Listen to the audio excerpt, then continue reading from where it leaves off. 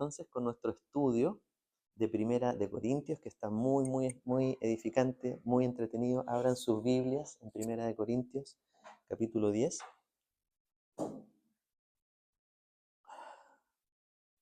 Capítulo 10. Voy a abrir ¿Hay alguna función, Gabriel, así como para ir al final de un archivo, así como rápido? No, en el iPad no. Ya, sí, ya ahí llegué. Hola.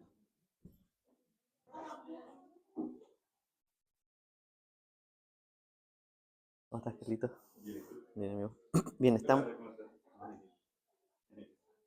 en Primera de Corintios, capítulo 10.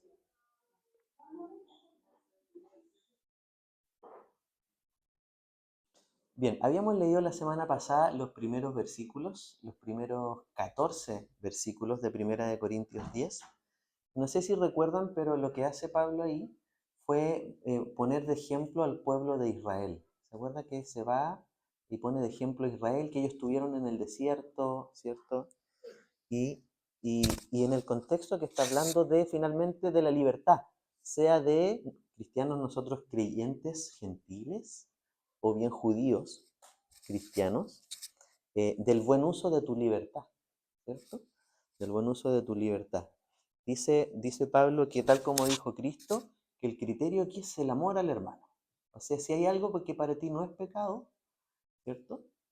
Pero puede ser de tropiezo para un hermano, mejor no lo hagas, ¿cierto? Y pusimos el ejemplo del primer siglo de la carne que era sacrificada a los ídolos, ¿cierto? En las carnicerías se vendía el sobrante, entonces si alguien te iba a ver comiendo una carne y te dice, oye, pero eso está dedicado a los ídolos, no puedo entender que tú siendo cristiano seas parte del fondo de la idolatría a otro Dios. Entonces mejor abstenerse, ¿cierto? Pero empezamos a ver ejemplos concretos, porque eso ya no pasa hoy en día, ¿cierto? Aquí no, en Santiago no se sacrifica carne a los ídolos, así que yo sepa, ¿no? ¿Cierto? Salvo que sean sectas, ¿cierto? Bueno, las hay. El otro día veía una noticia así de una cosa como de canibalismo, una cosa así, pero no, bueno, no era religioso, parece un crimen. Era un crimen, ¿cierto? Mataron a una persona, todo. Ya el mundo está terrible. ¿Mm? Entonces, el contexto es cómo usas tu libertad como cristiano, ¿ya?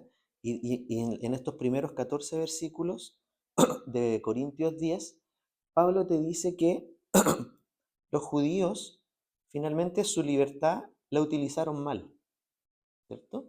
Y para resumir, habla de 4 cosas en que cayeron los judíos en este texto. ¿Se acuerdan cuáles cosas son que con ocasión de su libertad cayeron en esas 4 prácticas? ¿Alguna se acuerda cuáles son? Que las vimos. Que Pablo pone atención en no caer en estas cosas. ¿Cuáles son? ¿Recuerdan? La idolatría, ¿cierto? La idolatría es una. ¿Cuál más cae el pueblo de Israel? ¿Se acuerdan? Estos 10 versículos. Habla de la fornicación también, ¿cierto? Inmoralidad en términos generales, inmoralidad, ¿cierto? Murmuración, esa era la última, ¿cierto? Murmurar. Y la primera es la codicia, ¿cierto? La codicia. Entonces hicimos ahí un ejercicio en nuestro interior porque en el fondo la idea es mirarnos al espejo, ¿cierto? Si nuestra libertad, cómo la estamos utilizando y si podemos caer eventualmente en estas prácticas, ¿cierto? En estas prácticas que cayó el pueblo de Israel. Dice, para hacer un recordatorio, el versículo 6 del 10 dice, estas cosas sucedieron como ejemplos para nosotros. O sea, no solo estamos, ¿cierto?, siendo críticos, juzgando al pueblo de Israel, que era tan desobediente, ¿cierto? Y era tan porfiado con Dios, ¿cierto?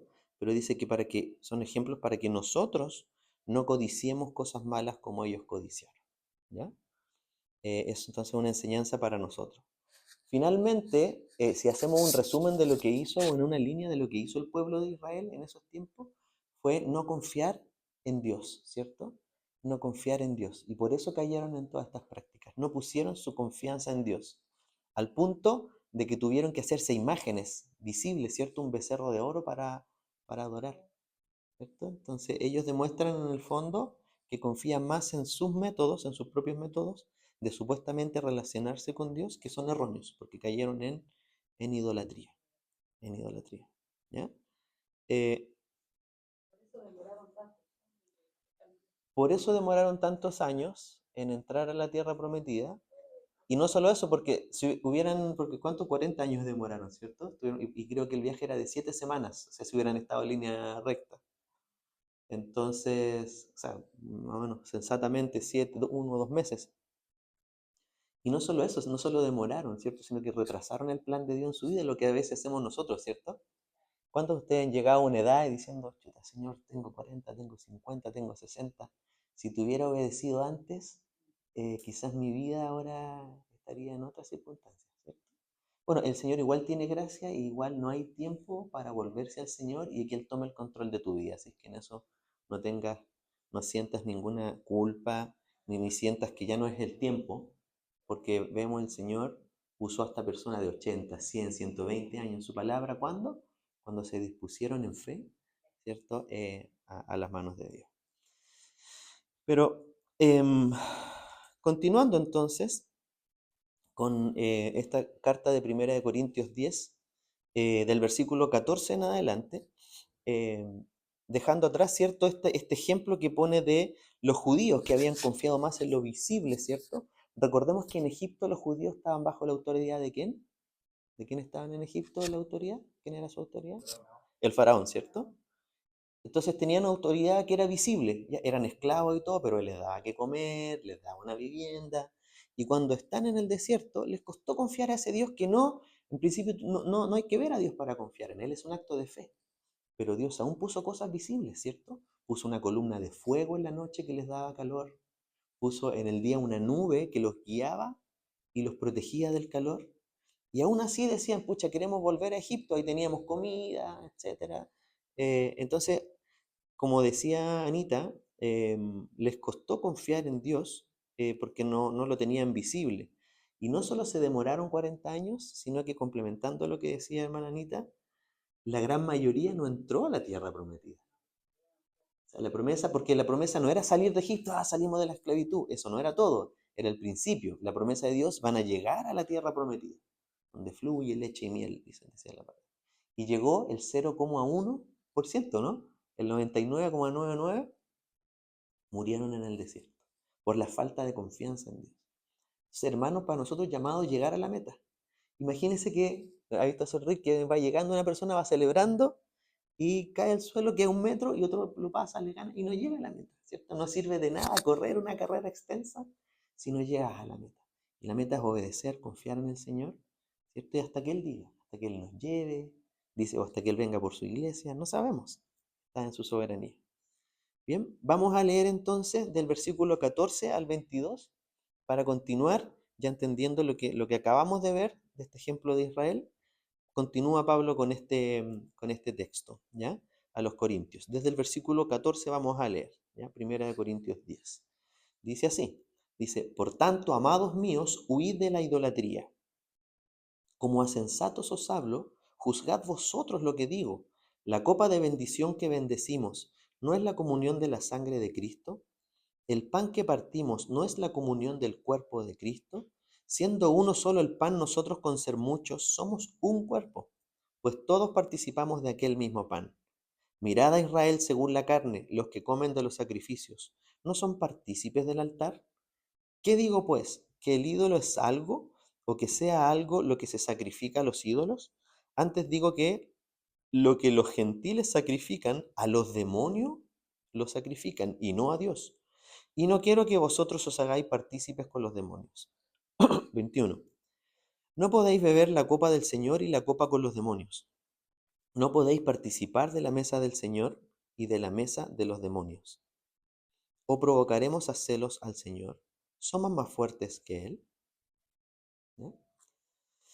Señor, te agradecemos esta palabra, Señor, que seguimos buscando en tu voluntad en nuestras vidas, Señor. Gracias por esta palabra que Pablo nos entrega, Señor, y que podamos también tomarla como enseñanza en humildad para nuestros corazones, Señor. Te pedimos por este tiempo en tu palabra y por nuestros hermanos, Señor. En el nombre de Jesús. Amén. Bueno, el versículo 14, si se dan cuenta, ¿cómo parte? Dice, por tanto, ¿cierto? Por tanto significa, es decir, de acuerdo a, ¿cierto? No es un párrafo nuevo, es de acuerdo a todo lo que he dicho anteriormente. ¿Y qué fue lo que dije? Entonces vengo hablando de la libertad de ustedes como cristianos que son libres del pecado, pero que no lo usen como libertad para pecar, ¿cierto? No caigan en la codicia, etc. Todo esto que he dicho en el capítulo 10, entonces, ¿qué? Huid de la idolatría, amados míos, ¿cierto? Huid de la idolatría. Ya entonces hace esta gran conclusión, como que si en el fondo cada uno de los otros puntos se pudieran resumir en la idolatría, ¿cierto? Dice huir de la idolatría y no del ídolo. ¿Se dan cuenta? El problema no es el ídolo. El ídolo nada es un pedazo de yeso, es un trozo de madera, ¿ya?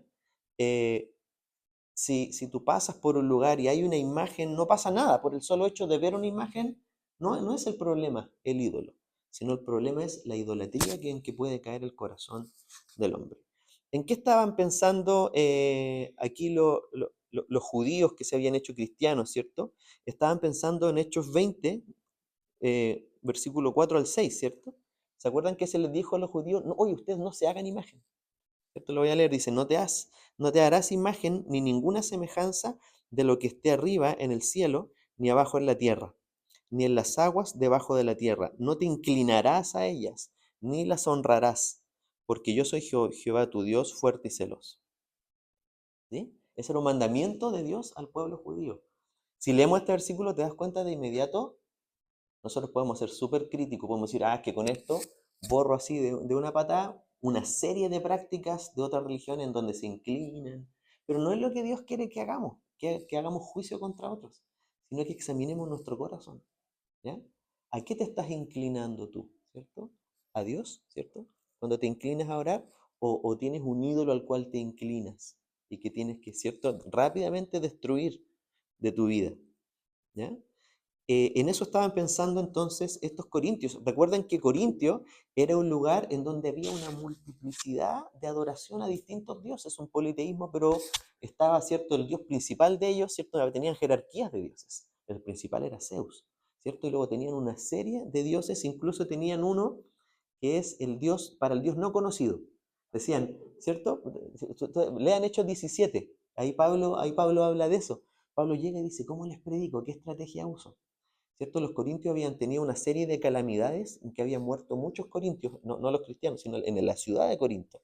Entonces pusieron dioses para todo, ¿sí? Para todo. Entonces, incluso para el Dios no conocido, ¿ya? Entonces, si alguno de estos dioses está enojado con nosotros, porque ellos veían a Dios como un Dios de furia, de ira, castigador, entonces vamos a tener un Dios, por si acaso se nos olvida uno. Y Pablo dice, oye, ese Dios no conocido que tienes ahí, ese Jesús. Se aprovecha y usa esa estrategia, ¿cierto? Ese Jesús, y a él debéis adorar, es el Dios vivo y Dios verdadero, ¿ya? Pero bueno, el contexto de los hermanos en esta iglesia de Corinto era que salían a la calle y veían imágenes de dioses por todos lados, ¿ya? Entonces Pablo le está diciendo, miren, no se preocupen si a su alrededor está lleno de imágenes y dioses. El problema no es el ídolo, que es de yeso, sino la idolatría que puede caer tu corazón, ¿ya? Mira, ¿alguien tiene 1 Corintios 8:4 que lo pueda leer, por favor?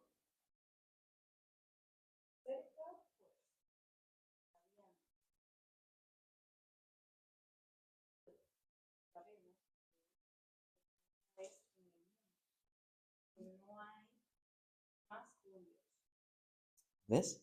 Ahí nuevamente lo declara en otra sección Pablo. Un ídolo nada es, ¿ya? El ídolo nada es. Pero sí hay solo un Dios, porque el problema de los ídolos es que el hombre lo transforma en sus dioses. Ahí está el problema. ¿Quién puede leer Romanos 1:25, por favor? Es muy interesante este versículo.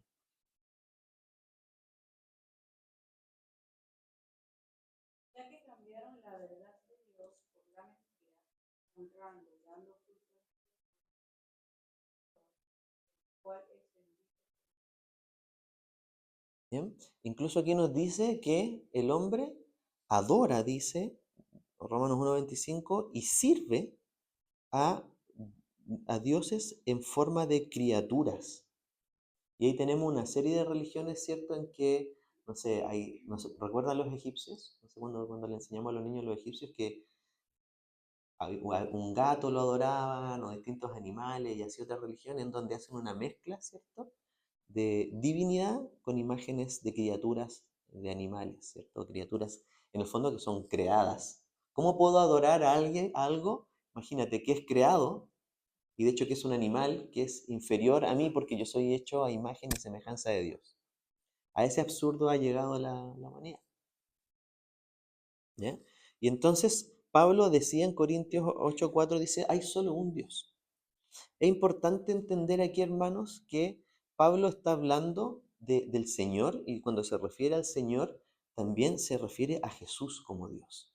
¿Ya? Hay muchos que creen, y en esto me gustaría que todos pusiéramos atención en este punto, porque muchos creen erróneamente que Jesús cuando dijo que Él era hijo de Dios, que no era Dios. ¿Entiendes? Creen que Cristo fuese solo un hijo más de Dios como somos nosotros. ¿Ya? Y la verdad es que es el Hijo de Dios auténtico, es decir, por naturaleza, porque tiene la misma naturaleza divina, siendo Dios igual que el Padre. A diferencia de nosotros, en que nosotros al aceptar a través del Hijo de Cristo, nos hacemos hijos, pero por adopción. El Señor nos adopta por amor y nos trae a su familia, ¿cierto? Pero nosotros no somos dioses, ¿ya? Nuestra alma, bueno, más bien nuestro espíritu, es eterno, es decir, no va a tener un fin, donde quiera que esté, pero sí tiene un inicio, ¿cierto? No existimos desde siempre, ¿cierto? Nosotros cuando nacemos, ¿cierto? Se crea nuestra identidad y nuestro ser, más allá que Dios nos haya pensado desde antes de la creación del mundo, estábamos en su corazón, en su mente, pero, ¿cierto? Somos seres finitos, no somos dioses. Entonces, de ahí que muchos confunden la divinidad del hombre y la divinidad de Jesucristo. Jesucristo sí es Dios, ¿cierto? Entonces, no por el hecho de decir que solo que es hijo de Dios, como que fuera una creación de Dios, ¿ya? Me gustaría darle algunas herramientas, algunos elementos para esta declaración que están en la propia palabra, para que veamos que no es algo que estamos declarando sin fundamento, ¿ya? En cuanto a la deidad de Jesús, que es a este Dios el que finalmente, recuerdan que la semana pasada, cuando vimos, Pablo dijo, oye, los judíos, Dios les daba el maná, Dios les daba agua a través de la roca, y la roca es Cristo. ¿Recuerdan que dijo? Llevó a Cristo al Antiguo Testamento, pero ¿cómo si no había nacido? Porque Cristo es Dios, existía de antes de encarnarse en un ser humano. Esa es la clave. Mira, Filipenses 2:5, anótenlo si quieren, véanlo en la casa, se los voy a leer. Filipenses 2:5 nos dice esto, mira, haya pues en vosotros este sentir que hubo también en Cristo Jesús, el cual siendo mira, en forma de Dios, y ahí ya lo declara, siendo en forma de Dios, no estimó el ser igual a Dios como cosa que aferrarse. ¿Claro? Él no quiso, ¿cierto?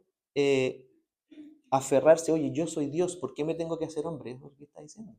Está declarando que Él es Dios, no que es un gran hombre, no que es un gran maestro, no que es un ser creado. Versículo 7 dice, sino que se despojó a sí mismo.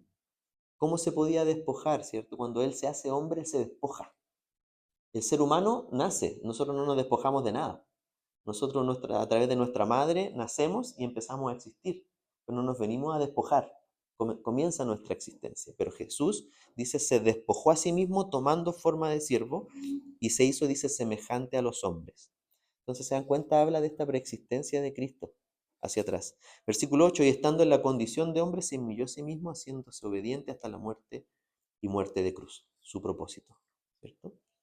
Mira, otro versículo, primero de Juan 1, lo que nos dice el discípulo Juan en sus epístolas, no en el Evangelio. Primero de Juan 1:1 dice, lo que ha sido desde el principio, lo que hemos oído, lo que hemos visto con nuestros propios ojos, lo que hemos contemplado, lo que hemos tocado con las manos, esto les anunciamos respecto al verbo que da vida. ¿Ven?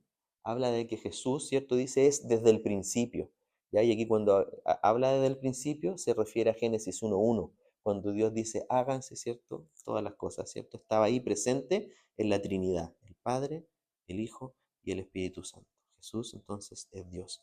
Esto lo ratifica mismo el libro de Juan 1.1, en donde nos dice, es muy famoso este versículo, yo sé que ustedes lo han escuchado, pero entendámoslo, tengamos entendimiento en esto. Dice, en el principio ya existía el verbo. ¿Ya? ¿A qué se refiere este principio? Nuevamente al principio de todo, Génesis 1.1. En el principio Dios creó los cielos y la tierra. ¿Había nacido Jesús como hombre? No, muy anterior. Dice, en el principio ya existía el verbo, y el verbo estaba con Dios, y el verbo era Dios. Ya es una declaración sin interpretación posible, ¿cierto? El verbo era Dios, o sea, y algunos dicen, oye, pero ¿cómo, por qué dices que el verbo es Jesús si no está diciendo Jesús? Está hablando del verbo. Bueno, ya lo acabamos de leer en 1 de Juan 1, ¿cierto? Que habla del verbo. Pero si tenemos dudas, en Juan 1, en Juan 1 nos dice del verso 12 en adelante, no, el 14 dice, y el verbo se hizo hombre y habitó entre nosotros. Es evidente que está hablando de Cristo, ¿cierto? El verbo se hizo hombre. Ese verbo que existía desde el principio y que era Dios. Entonces, se dan cuenta que decir, los que dicen no es que Jesús es el Hijo de Dios, o sea, es un hijo más como nosotros. Ojo, algunos dicen como Satanás, que también es una creación de Dios. Y de hecho, algunos llegan a la falsa doctrina que dicen que Jesús y Satanás eran hermanos, ¿cierto? Satanás es un ser creado, ¿cierto? Es un querubín más, ¿cierto? Un querubín más que se rebeló contra Dios y que tuvo su inicio. Entonces, dice el versículo 12 de Juan 1 más, a cuántos lo recibieron, que es lo que hemos hecho todos nosotros, ¿cierto? Para ser hijos. Dice, a los que creen en su nombre, les dio el derecho de ser hijos de Dios. ¿Se dan cuenta?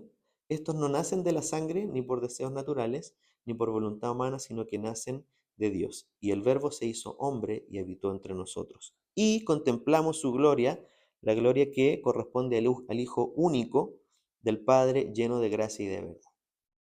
¿Ven? Le recibimos a Cristo y entonces Él nos dio el derecho de ser hijos. ¿Ya? No es que nosotros teníamos un derecho, este derecho se nos regaló, se nos dio. ¿Por quién? Por Jesús. Y se dan cuenta que aquí dice en otras versiones, dice unigénito. A Jesús se refiere el Hijo, el unigénito, ¿cierto? Y aquí dice el único esta versión. Esta creo que es la nueva versión internacional. Entonces, el unigénito es la calidad de ser único en esa naturaleza. Es único. Nosotros somos hijos, pero tenemos otra calidad. Porque hay otros textos que dice el primogénito de muchos, ¿cierto? Lo que decía Víctor, el primero de varios, ¿cierto? Ahí sí entendemos que compartimos con Cristo, ¿cierto? La calidad de hijos de Dios Padre. Pero aquí se refiere a su calidad, a su naturaleza divina. Como naturaleza divina, como verbo que existió desde el principio, Jesús es, y dice hijo único, unigénito. No hay otro. No hay un segundo y un tercero en esta calidad.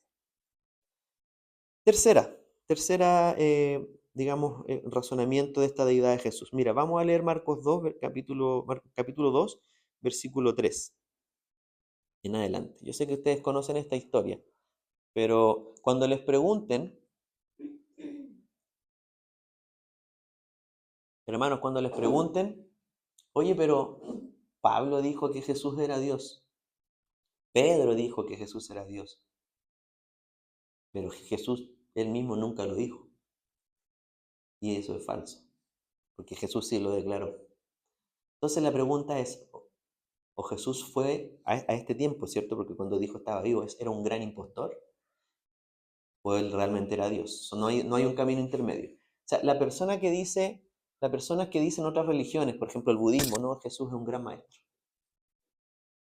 En ese camino intermedio tú no puedes hacer esa declaración, porque Jesús dijo que él era Dios. Entonces, o Jesús era un loco mentiroso, o no era solo un gran maestro, sino que es Dios, que se hizo hombre y redimió al mundo. Y eso nos hace hijos de Dios. Mira, Marcos 2, versículo 3 en adelante, dice lo siguiente. Entonces llegaron 4 hombres que llevaban a un paralítico. Como no podían acercarlo a Jesús por causa de la multitud, quitaron parte del techo encima de donde estaba Jesús. Y luego de hacer una abertura, bajaron la camilla en la que estaba acostado el paralítico. Al ver la fe de ellos, Jesús dijo al paralítico: Hijo, tus pecados quedan perdonados. ¿Ya? ¿Qué venía a buscar este hombre? ¿Cierto? Los amigos que tuvieron harta fe y lo bajaron del techo. ¿A qué venía este hombre paralítico que estaba en ese lecho? Venía a buscar sanidad, ¿cierto? Pero Jesús no declara sanidad. Le dice: tus pecados te son perdonados. Declara otra cosa distinta. ¿Mm? ¿Me siguen hasta ahí? Ya. Versículo 6 dice: algunos maestros de la ley, los fariseos que estaban ahí presentes, dice, pensaban: ¿por qué habla este así? Está blasfemando. ¿Quién puede perdonar pecados si no solo Dios? Tenían razón ellos, ¿cierto? Tenían toda la razón, porque el Antiguo Testamento te dice que el único que puede perdonar pecados es Dios, no un hombre. Y por eso se hacía todo el sistema de sacrificios, en donde un sacerdote, ¿cierto?, llevaba animales para que fueran perdonados los pecados del pueblo. Y Dios, ¿cierto?, en esa época decía que era la palabra en hebreo skofar, es decir, era solamente, se cubría ese pecado. Por eso se hacía cada año. Por eso cada año el pueblo tenía que ir a hacer sacrificio, porque solo se cubría el pecado de ese pueblo en ese momento. En cambio, el sacrificio de Jesús dice la palabra que es de una vez y para siempre. Si el Señor perdonó tus pecados, hermano, no tienes que cada año venir a hacer un nuevo sacrificio como lo hacía el pueblo judío. Lo hizo de una vez para siempre. Y ahora puedes tener una relación con Dios a través de Cristo. Entonces, estaba bien lo que decían los fariseos, porque decían: ¿por qué habla esto? ¿Por qué está blasfemando? Solo Dios puede perdonar pecados. Efectivamente. Y Jesús sabía eso. El versículo 8 dice: en ese mismo instante supo Jesús en su espíritu que esto era lo que estaban pensando. ¿Por qué razonan así? Los enfrenta. Dice: ¿qué es más fácil decir al paralítico: tus pecados te son perdonados, o decirle: levántate, toma tu camilla y anda? Jesús supo sus pensamientos, ¿cierto? Y los enfrenta. Y yo les pregunto a ustedes: ¿qué era más fácil? ¿O qué es más fácil decirle a una persona: tus pecados te son perdonados? ¿O toma tu camilla, levántate, que estás paralítico, y anda? ¿Qué es más fácil? El- Sí, ¿qué es más fácil? ¿Para ti es más fácil eso? ¿Sí? ¿Seguro? Claro, pero imagínate que tú eres un hombre cualquiera y te traen un enfermo. ¿Qué es más fácil que tú le digas a él? ¿Tus pecados te son perdonados? ¿Qué opina el resto? También, ¿cierto? No lo pueden comprobar, po. Yo te puedo decir: oye, tus pecados te son perdonados. Entonces digo: chita, voy a sanar a este gallo, y si no resulta, mejor digo: oye, tus pecados te son perdonados. Es lo más fácil, po. Es más fácil, porque no tiene una evidencia, como dice Carlito, ¿cierto? No tiene una evidencia. Es mucho más difícil tener un hombre. Oye, si tuviéramos un hombre aquí, en una cama, en un lecho, y Jesús, ¿cierto? Levántate y anda. Es una obra de Dios, inequívoca, ¿cierto? Tienes que ser Dios para hacer eso. Entonces, por eso Jesús lo enfrenta y le dice: oye, yo le estoy diciendo que sus pecados le son perdonados, pero ¿qué es más fácil? ¿Cierto? Estos hombres sabían que eso era lo más fácil. Entonces, mira Jesús, qué increíble su autoridad, cómo reacciona a la sabiduría. Dicen: pues, para que sepan que el Hijo del Hombre tiene autoridad en la tierra para perdonar pecados, a ti te digo, levántate, toma tu camilla y vete a tu casa. ¡Wow! Increíble, Señor. ¿Se dan cuenta qué está diciendo aquí en el versículo 10 Jesús? Yo soy Dios. Diciendo: para que ustedes sepan que yo tengo autoridad para perdonar pecados, porque Jesús sabía que el Antiguo Testamento declaraba: solo Dios puede perdonar pecados. Entonces Jesús dice: yo soy Dios y yo puedo perdonar pecados, por eso puedo hacerlo. No es que esté incumpliendo o blasfemando el Antiguo Testamento, todo lo contrario, lo estoy cumpliendo. Entonces, como tengo esa capacidad, esa facultad, tú levántate. ¿Y qué pasó? El 12 dice: el hombre se levantó. Las sanidades, hermanos, que el Señor proclamó fueron inmediatas. Si tú revisas todos los milagros del Señor, sea que los hizo presencial, recuerden que algunos lo hizo a distancia, ¿cierto? Cuando vino el centurión le dijo: oye, solo ora por mi hijo y él va a ser sanado. Y él fue sanado en esa hora, pero fueron todos instantáneos, inmediatos. Con ese poder, para que no quedara duda. ¿Ya? Dice: tomó su camilla enseguida y salió caminando a la vista de todos. Y ellos se quedaron. ¿Cómo te quedaría esto si pasa eso? Si tenemos una persona aquí que hemos visto hace 20 años que no se puede mover. quedaron asombrados y comenzaron a alabar a Dios. ¿Ya? Tenemos entonces una declaración del mismo Jesús diciendo, ojo, yo soy Dios. Puedo perdonar pecados y sabes que también los sano. ¿Ya? Mira, lean Juan 8:58, por favor. Si alguien lo puede leer en voz alta. Juan 8:58. Y alguien que pueda buscar Éxodo 3:14 inmediatamente.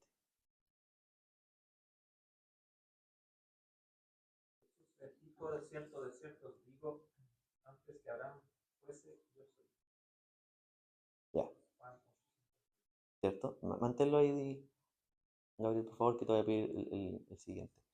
Ya, ¿recuerdan esta declaración de Jesús? Le dijo, yo soy. Ya, mira, lean Éxodo 3:14. Ya. Dijo Dios a Moisés, yo soy el que soy, y añadió, así dirás a los hijos de Israel, yo soy, me han enviado a vosotros. Exacto. Es la misma declaración, las mismas palabras que usó Dios en su comunicación con Moisés, Dios, ¿cierto? Que está hablando con Moisés, la misma que dice Jesús en Juan 8:58. Dice, está diciendo Jesús en su tiempo, antes de que Moisés fuese, porque Moisés ya había muerto 900 años antes, dice, antes que él fuese, yo soy. Hizo la misma declaración que hizo Jehová. Cuando lo que está diciendo Jesús, yo existo desde el principio, yo soy eterno. Yo no comencé a existir ahora que nací, que me encarné, que me despojé. ¿Se entiende? Entonces, si puede leer el siguiente, Gabriel, por favor, el 59. Tomaron entonces piedras para arrojárselas, pero Jesús se escondió y salió del templo, y atravesando por medio de ellos. Exacto. ¿Por qué hicieron eso los fariseos? Intentaron apedrearle. ¿Por qué? Porque estaba diciendo él que ellos entendieron el mensaje. Cuando él dice yo soy, ¿cierto? Es decir, yo soy Dios, yo existo, estoy fuera del tiempo. No es que yo fui o yo seré, yo soy, ¿cierto? Soy eterno. Querían apedrearle, querían matarle, porque de hecho el Antiguo Testamento como sanción decía, si alguien se declara Dios, la pena de él es el apedreamiento, debe morir. Eso estaban haciendo los judíos. O sea, aquí Jesús, ¿qué está diciendo? Yo soy Dios, soy parte de la Trinidad. Entonces se dan cuenta los que dicen, mira, aquí los apóstoles lo declaran, ellos lo vieron resucitado y también Jesús lo declara. Entonces, ojo con eso cuando nos dicen, eh, oye, pero es que Jesús es hijo de Dios, pues, igual que nosotros, pero no, eso no es que sea Dios, es solo hijo de Dios. En todos estos fundamentos para decirle a esa persona es que hay un error ahí, porque lo dicen los apóstoles, lo dice Jesús, ¿ya? Y mira, para terminar, a ver, Juan, a ver, hay un versículo, olvidé ese versículo, es Juan 15, a ver si pueden buscar Juan 15:38 o 39, no estoy seguro. Juan 15.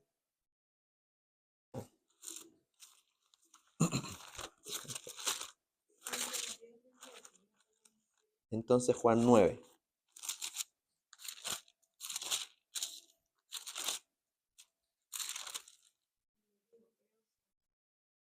Ese.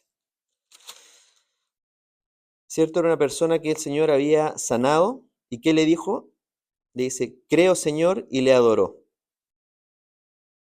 Primero, ¿cierto? Esta persona lo declara como Señor. Algunos dicen Jesús, o sea, cuando se habla de Señor solo te refieres a Dios y al Padre. Pero a Jesús era el Señor, ¿sí? Es Dios. Y no solo eso, sino que dice aquí le adoró. ¿A quién se adora? A Dios, ¿cierto? Solo a Dios. Jesús, ve el siguiente versículo, Jesús no rechazó esa adoración. Jesús aceptó esa adoración. ¿Quién puede aceptar esa adoración sino Dios? Entonces aquí de la declaración de un tercero, Jesús también está diciendo, soy Dios.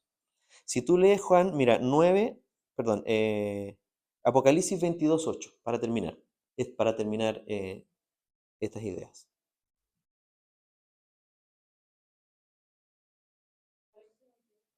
Ujú. Juan, soy el que yo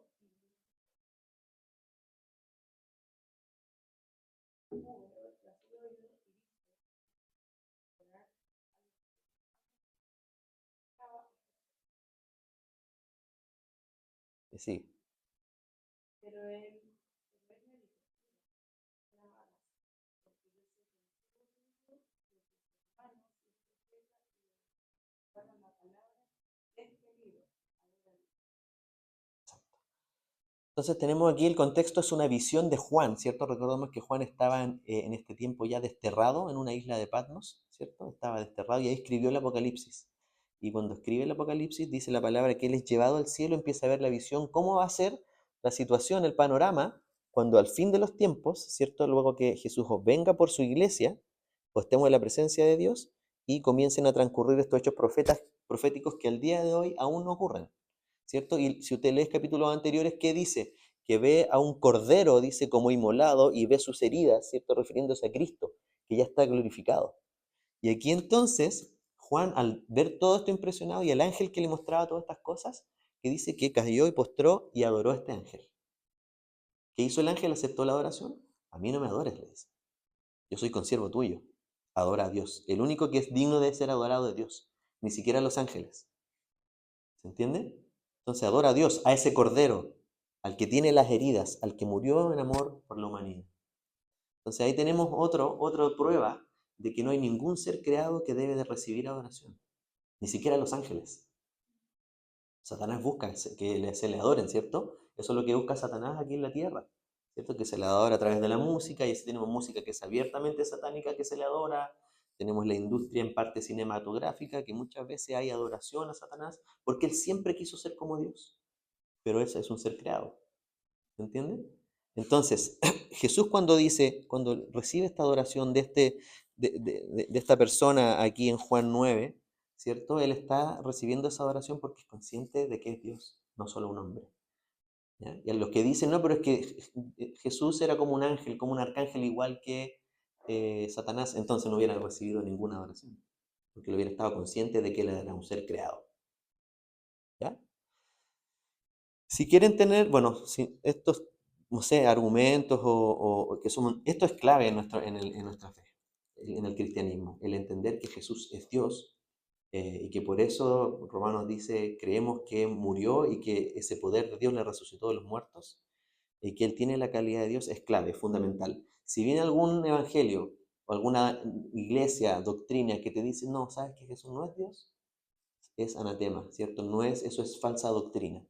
Y ojo que sí llegan muchas religiones, a veces llegan los testigos de Jehová y te dicen, oye, pero es que no, si Jesús es el maestro, pero profundizas en su doctrina y ellos te dicen que es hermano de Satanás, te dicen que Jesús es creado. Y cuando llegas a eso, y ahí tú entiendes, esto es falsa doctrina. Lo mismo los testigos de Jehová. Y así, muchas religiones. La clave es Jesús, ¿ya? Y su divinidad. Bien, si necesitan, hermanos, algunos, pucha, me perdí, está el versículo, no alcancé a anotar, escríbanme, se los mando así en dos versículos en dos líneas y ustedes los tienen de resguardo. Los tienen para ahí para... Y todas estas cosas fortalecen también nuestra fe. Ese es el propósito de la palabra, no discutir con otros, pero fortalece nuestra propia fe y también poder compartir con otros que están en el error. Ujú. Bien, entonces, volviendo al texto, Pablo nos está diciendo, ojo, no sean idólatras. Entonces, ¿a quién está diciendo que adoremos? A Dios. ¿Quién es Dios? El Padre, el Hijo y el Espíritu Santo. ¿Ya? No solo el Padre. Ese es Dios. Entonces, ¿cómo podemos saber si somos idólatras? ¿Ya? Yo creo que podemos partir con dos cosas. Revisemos nuestro tiempo, por ejemplo, nuestro tiempo, nuestros recursos, nuestro dinero. Si lo que consume más tu tiempo, hermano, no es el Señor, ¿ya? Y el tiempo es algo escaso, ¿cierto? Y no estoy hablando de que dejemos de trabajar ni nada, sino fuera de nuestras obligaciones y todo el resto. Si hay algo que ocupa más tiempo que el Señor y hay algo que está ocupando ese lugar, entonces, ojo, puede haber un tema de idolatría ahí. Ya vimos la semana pasada algunos ejemplos extremos, que yo sé que nadie aquí va al casino y está 24 horas en el casino apostando. Pero si así fuera, ese sería tu ídolo, ¿cierto? Ese sería tu Dios. O no sé, paso todos los domingos en el estadio alentando a la hora de la reunión y no ven. Pusimos ejemplos extremos, pero vamos a otros ejemplos que pueden ser más aplicables a nuestra vida, ¿cierto? Eh, y ahí cada uno haga un autoexamen. Yo no les puedo dar un listado porque siempre va algo a quedar fuera, como lo dije la semana pasada, ¿cierto? El listado de cosas no es lo que Dios quiere, sino que tengamos un entendimiento y una conciencia de qué podemos hacer y qué no podemos hacer en nuestra libertad. ¿Ya? Entonces, eh, por eso le decía que dice, oye, de la idolatría, ¿ya? No de los ídolos, ¿cierto? Versículo 15 dice, mira, dice versículo 15, juzgad vosotros, apelo a tu entendimiento. Si lo haces, entonces dice, depende de la versión, ¿no? Pero este versículo 15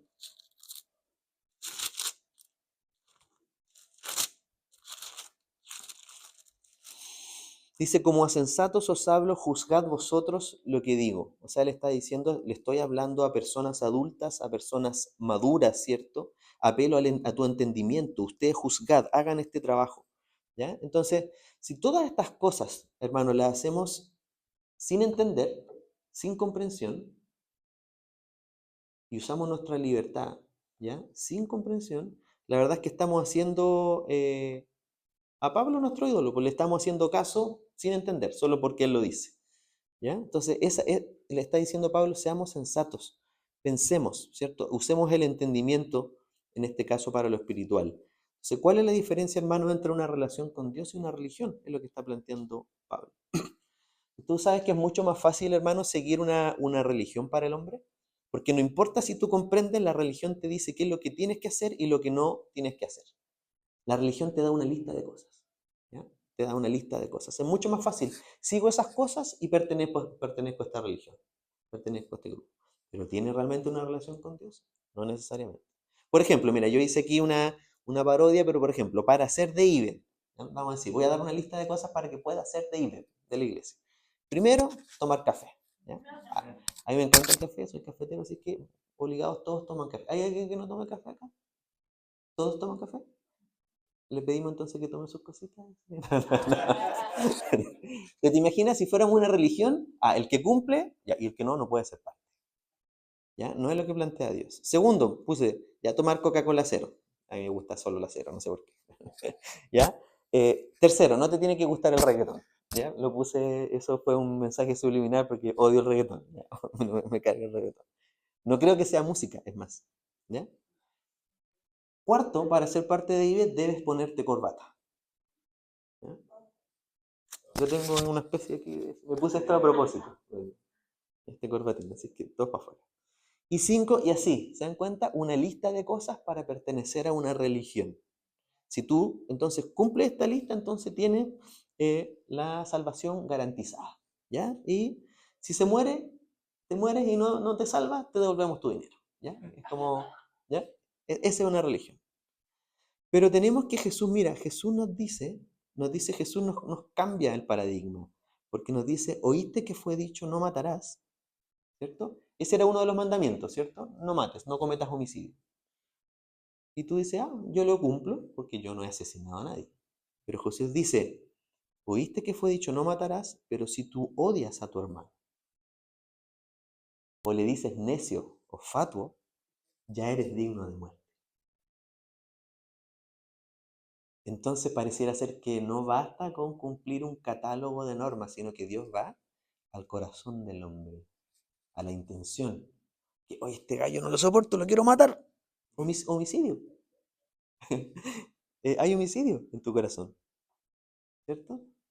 Entonces no es suficiente cumplir, porque si solo cumplimos una regla, un listado de reglas, eso no dice que nuestro corazón está cerca de Dios ni que lo hacemos por amor a Dios, sino que eso solo te dice y además que depende de ti.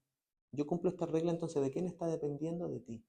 Pero la salvación depende del Señor que nos ha regalado esta salvación, ¿ya? Jesús fue más allá y nos puso en aprietos, ¿cierto? Porque dice, ama a tu enemigo. ¿Tienes algún enemigo, alguien que te ha causado, ¿cierto? Que ha sido contrario, te ha hecho daño? Todos tenemos personas que nos han hecho daño, ¿cierto? Y el Señor nos dice, ama a tu enemigo. Y yo le puedo decir a Jesús, pero Jesús, ¿qué? Pero dame la regla, porque ¿cómo le sonrío? ¿Qué hago? Ámalo. Jesús te insiste, ámalo. Pero Señor, dame una regla concreta que hacer para poder cumplir mi catálogo y cumplir esta religión. Dame algo concreto, eso necesitamos muchas veces. Jesús insiste, ámalo. Como Cristo te amó a ti, tú ámalo. Entonces sana tu corazón. Sana tu corazón. Como Él reaccione, aquí nos dice, ojo, Ojo con esto, que a veces tenemos expectativas que no son reales. Aquí nos dice el Señor, ámalo, y al amarlo, Él se va a transformar y va a cambiar y ya no va a ser malo contigo. No dice eso. O sea, si tú lo amas, estás siendo como el Señor, estás siendo como hijo de Dios, ¿cierto? Pero eso no significa necesariamente que esa persona va a cambiar la actitud contigo. Puede que continúe siendo igual, pero tú ya los estás amando.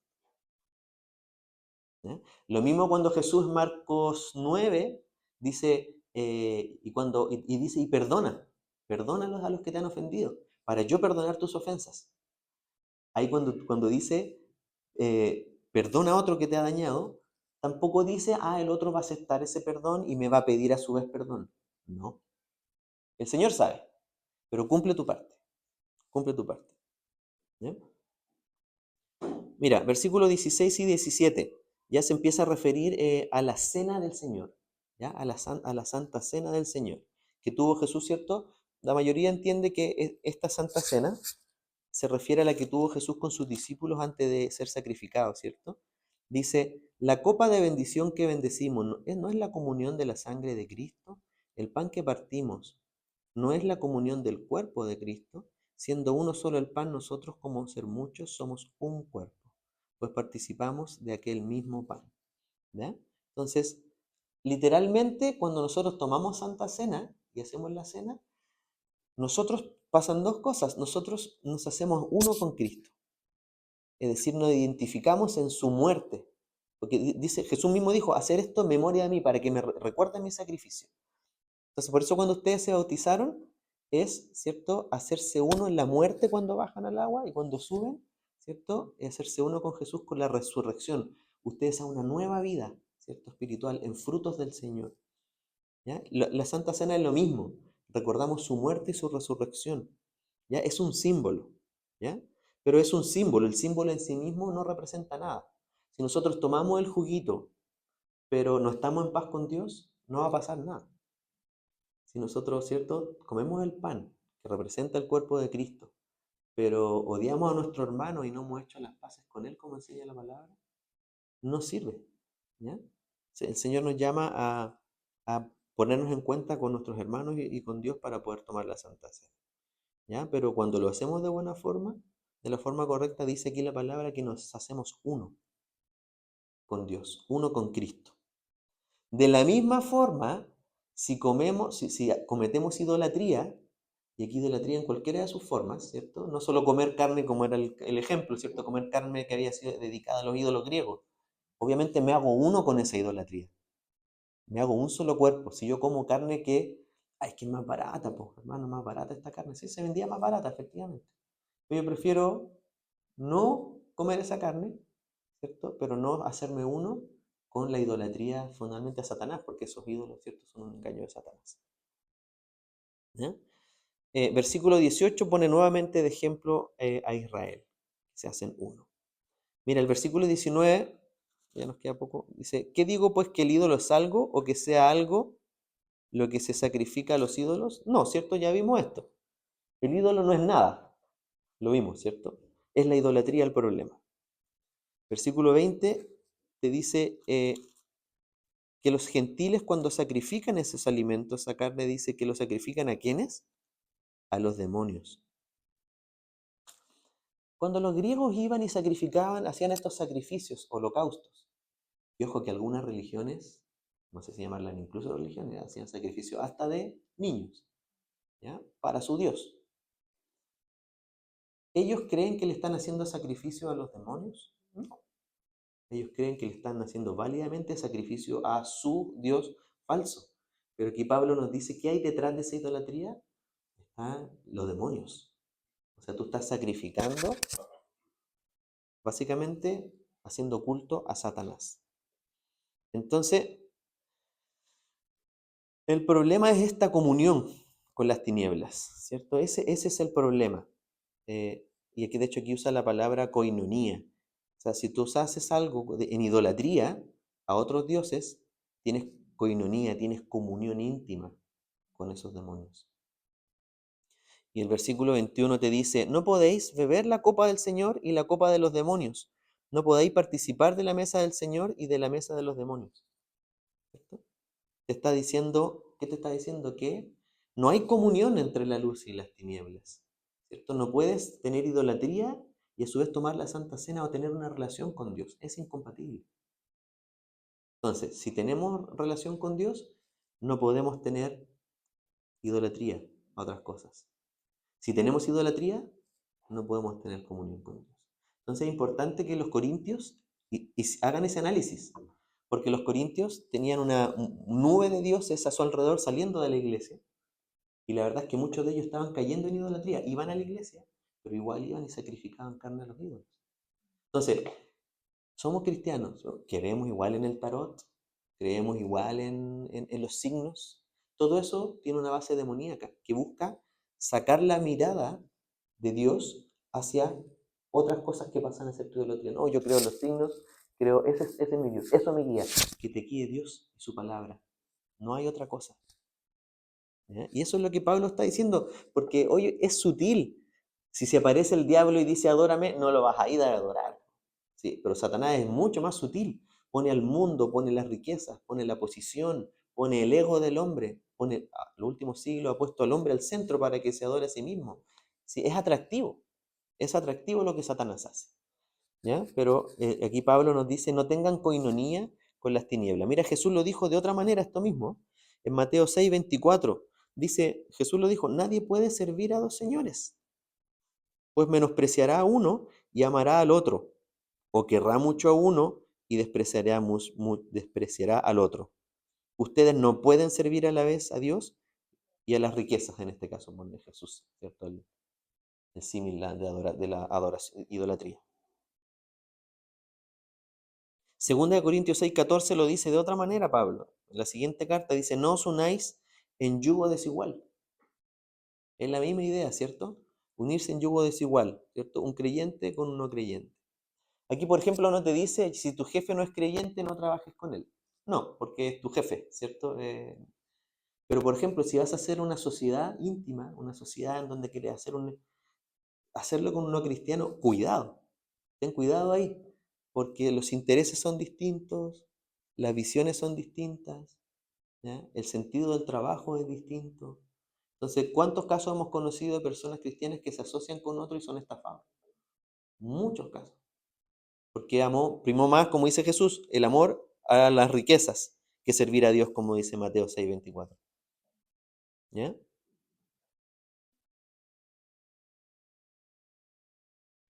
Finalmente dice, ¿o provocaremos a celos al Señor? ¿Somos más fuertes que Él? Es una pregunta retórica, ¿cierto? Que tiene respuesta, ¿cierto? Y provocar a celos no se refiere como el hombre y la mujer, que somos inseguros y tenemos celos infundados, ¿cierto? Celos que pueden llegar a ser pecado. No, el celo de Dios es ese amor de Dios hacia ti, que tú eres su hijo y que no te quiere compartir con el mundo ni con Satanás, ¿cierto? Y la idea es que no juguemos ese juego, porque es peligroso. ¿Cómo anda Satanás? Dice la palabra. Y que Satanás no es un símbolo. Satanás existe, tiene sus legiones, tiene sus ángeles, y es una espiritual que no lo vemos, pero sabemos que existe, así como el viento no lo vemos y sabemos que existe. Anda así como, anda tratando de hacer, no dice que anda como el león rugiente, buscando a quien devorar, a quien matar. Así está Satanás. Debemos aferrarnos a Dios. Hemos leído semanas pasadas, hermanos, muchas promesas del Señor, y los que son sus hijos, el Señor los protege, pero a sus hijos, ¿ya? Las personas lamentablemente que no son sus hijos y que están allá afuera en el mundo y no han entregado su vida a Cristo están un poco a la deriva. La providencia de Dios, Él sabe, el Señor sabe a quién cuida y a quién no, pero la promesa es para sus hijos. Entonces nosotros si estamos en el Señor nos protege del enemigo. ¿Ya? Bueno, vamos a quedar aquí. Nos queda el versículo 23 al 33 para concluir la próxima semana. Aunque hermano no va a ser la próxima semana, ¿ya? La próxima semana es la primera semana del mes y entonces nos visitan para compartir la palabra el pastor de Chimbarongo, ¿ya? Así que vamos a tener nuestro almuerzo mensual y vamos a compartir con él seguramente con su familia, que es Víctor de Chimbarongo, y por lo tanto el estudio de Corintios lo retomamos la semana subsiguiente, ¿ya? Vamos a orar. Señor, te agradecemos, Padre, esta palabra, gracias porque nos enseña, Señor, y queremos orar esta mañana Padre, que pueda examinar nuestro corazón, Señor. Padre, tú haz la obra en nosotros, Señor. Tú examínanos, Señor. Que tu Espíritu Santo nos muestre, Señor, qué, qué cosas o personas o situaciones pueden quizás estar ocupando un lugar de idolatría, Señor. De que nuestro corazón esté entregado, Señor, a esas cosas, antes que a ti, Señor. Padre, queremos orar con fe, Señor, que tú puedas quitar esas cosas de nuestra vida, Señor, que ocupan un lugar, Señor, antes que tú, Señor. Sabemos que el caer en idolatría, Señor, es tan grave, Señor, como le pasó a pueblo de Israel, que no llegó a la tierra prometida, Señor. Padre, no queremos, Señor, incumplir tu palabra. Queremos amarte con toda nuestra mente, con todas nuestras fuerzas, Señor, también a nuestro prójimo, Padre. Y que tú puedas, Señor, quitar todo lo que pueda alejarnos, Señor, de tu voluntad, Señor. Danos anhelo por buscarte también día a día, Señor, por conocerte más a través de tu palabra, Señor. Y de esa forma tener una comunión contigo y gastar tiempo contigo que quizás con otras cosas, Señor, del mundo que pueden seducirnos. Gracias te damos, Señor. Pedimos por nuestros niños, sus clases, Señor, por las familias que no pudieron venir. Que bendigas a cada uno, Señor. En el nombre de Cristo Jesús. Amén. Llamamos a